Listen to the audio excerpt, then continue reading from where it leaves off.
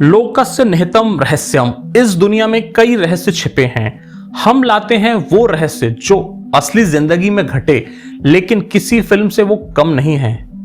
4 अप्रैल 2025 एक आलीशान कोठी नोएडा के पॉश सेक्टर 105 में। ऊंची दीवारें, चमचमाती खिड़कियां और भीतर बाहर गहरी खामोशी देखने वालों के लिए एक सपनों जैसा महल था।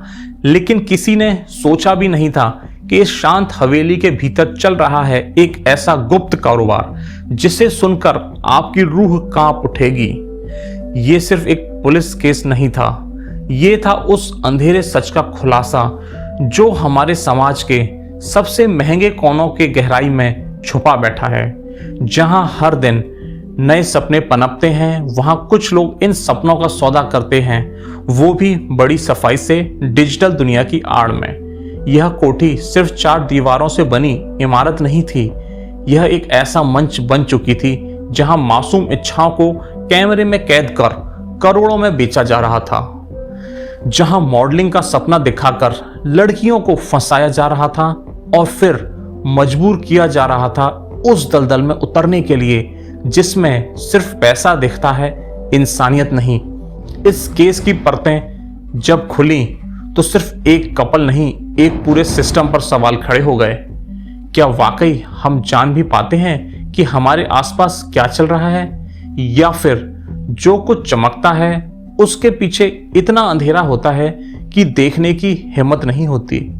रियलिटी में हम आज लेकर आए हैं एक ऐसा सच जिसे जानने के बाद शायद आप किसी ऑनलाइन जॉब ऑफर पर 2 बार सोचेंगे, क्योंकि इस कहानी में सिर्फ अपराध नहीं, इसमें वो मासूम सपने हैं जो एक क्लिक पर बिक जाते हैं। नाम था उज्जवल किशोर, चेहरे से बेहद साधारण लेकिन दिमाग से एकदम तेज।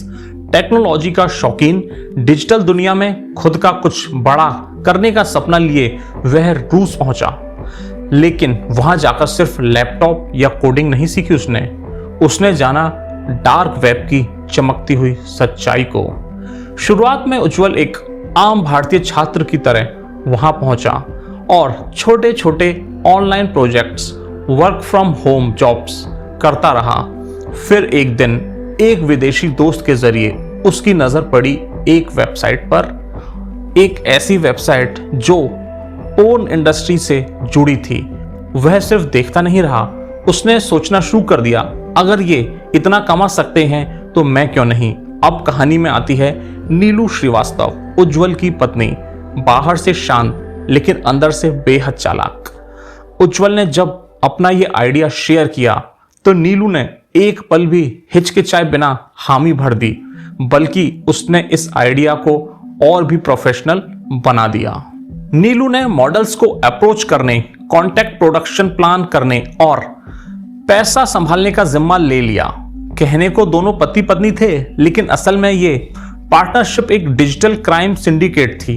रूस में रहते हुए उन्होंने देखा कैसे non face models, unknown locations और फेक आईडी के जरिए विदेशी वेबसाइट पर भारी मात्रा में कंटेंट अपलोड किया जाता है।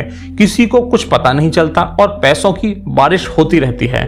उन्होंने वहीं सीखा कैसे ऑनलाइन जॉब के बहाने मासूम लड़कियों को फंसाया जाए, कैसे फेक डॉक्यूमेंट्स और कंपनियों के जरिए ट्रांजैक्शंस को लीगल दिखाया जाए, और कैसे हर चीज को एक वैध बिजनेस के लिए तैयार किया जाए।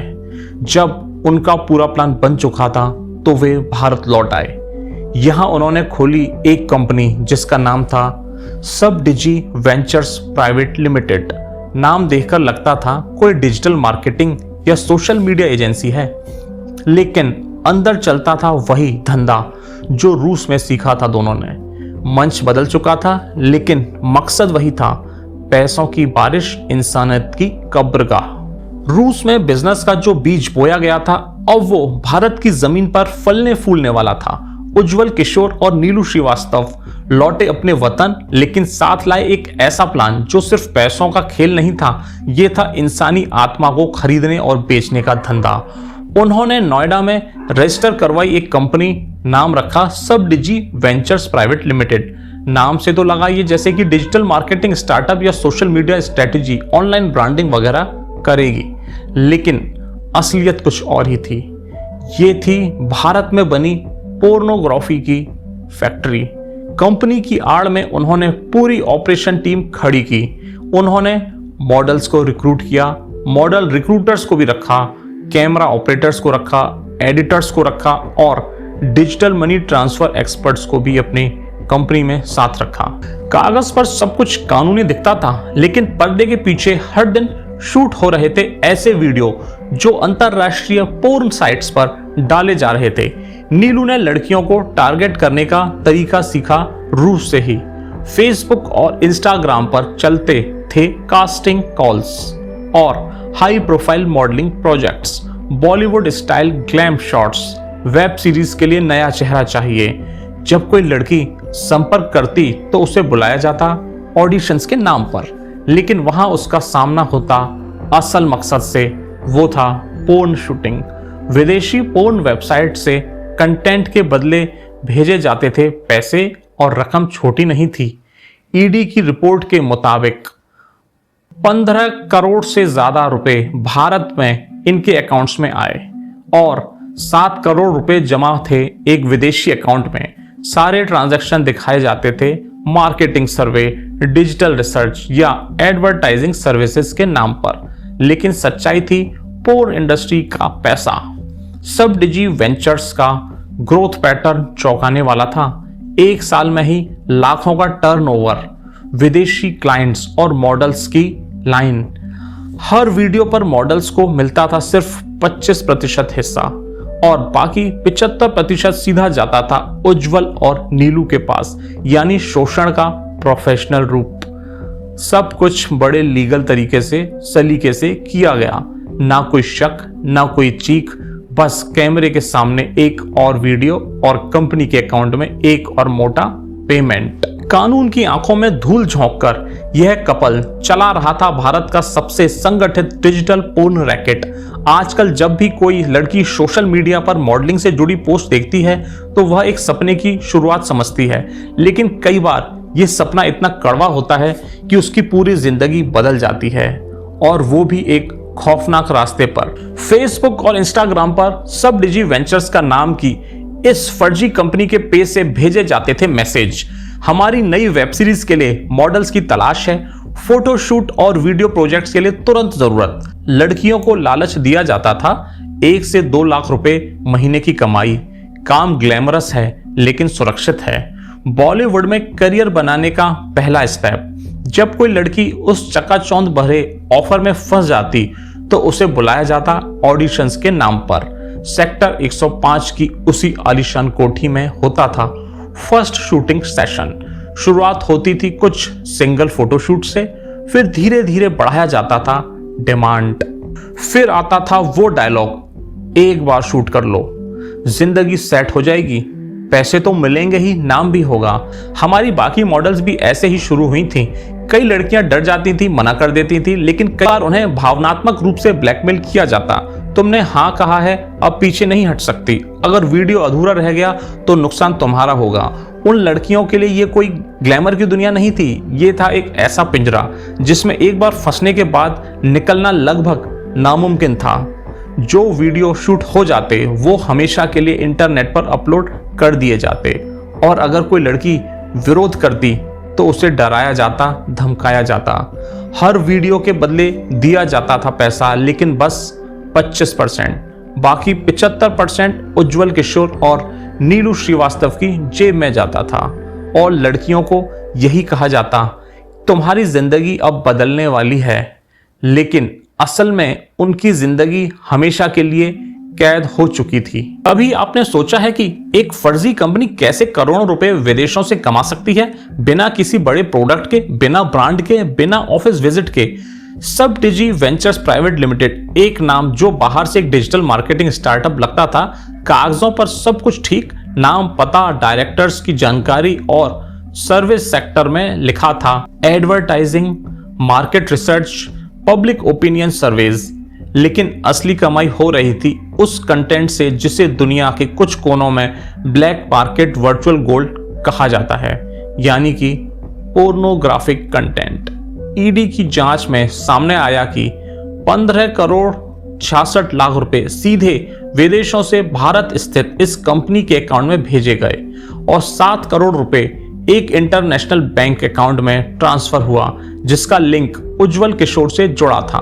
ये पैसा आ रहा था सीधे अमेरिका, यूरोप, रूस और दक्षिण एशिया की उन पोर्न वेबसाइट से जो इस कपल को कंटेंट देने के लिए प्रदान कर रही थीं। पैसे मंगवाने के लिए बनाए जाते थे फर्जी invoice, ad campaign strategy for south east Asia, survey analysis report, western market, लेकिन हकीकत में ये थे सिर्फ मुखौटे। असली डिलीवरी होती थी डिजिटल ड्राइव्स या ऑनलाइन प्लेटफॉर्म्स के जरिए, जिनमें होता था पोर्न वीडियो कंटेंट अलग अलग कैटेगरीज में, टारगेट इंटरनेशनल ऑडियंस के लिए। एक high profile sexual content export hub. सोचिए, जब सब कुछ कागजों पर लीगल हो तो कैसे पकड़ी जाती है ऐसी सच्चाई? और सबसे जरूरी सवाल, क्या यह सिर्फ एक कंपनी थी या फिर एक बहुत बड़े इंटरनेशनल नेटवर्क का मात्र हिस्सा थी? हर इंसान के पीछे एक कहानी होती है, लेकिन इन लड़कियों की कहानियां जिंदगी के सबसे काले पन्नों पर लिखी गई थीं।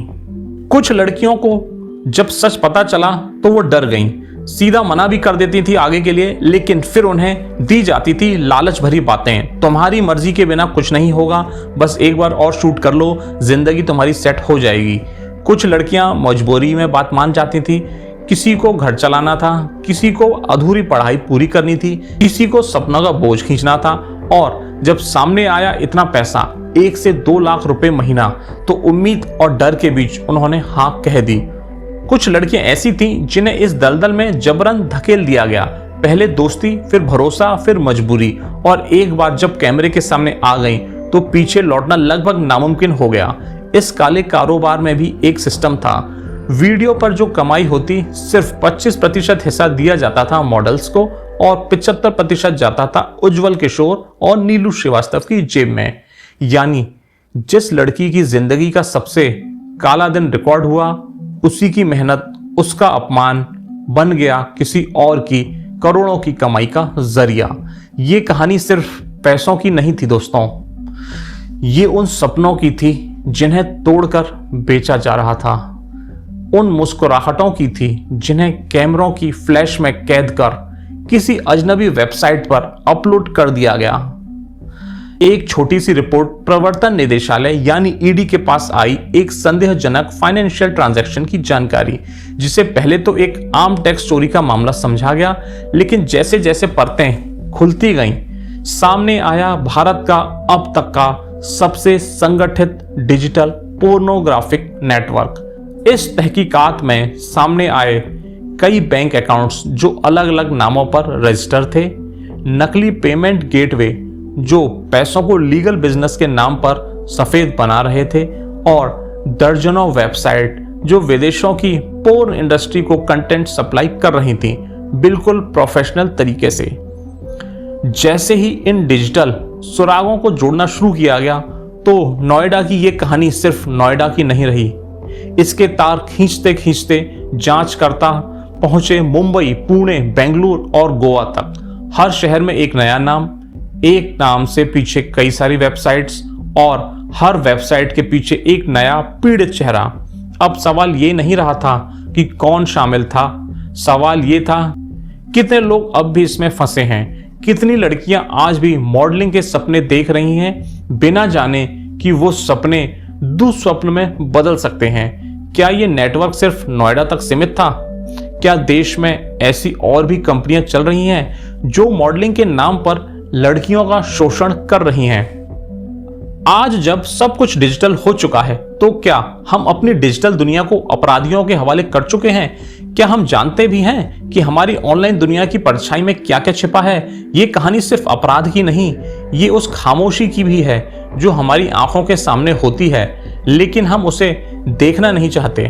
ये सिर्फ एक पुलिस केस नहीं है, ये कहानी है लालच, छल, तकनीक और उस मासूमियत की जिसे पैसों में खरीदा गया। ये है रियल रियलिटी, जहां हम लाते हैं वो कहानियां जो सच हैं, लेकिन इतनी चौंकाने वाली हैं कि आप यकीन नहीं कर पाएंगे। अगली कहानी में मिलते हैं और भी गहराई से और भी कड़वे सच के साथ। धन्यवाद।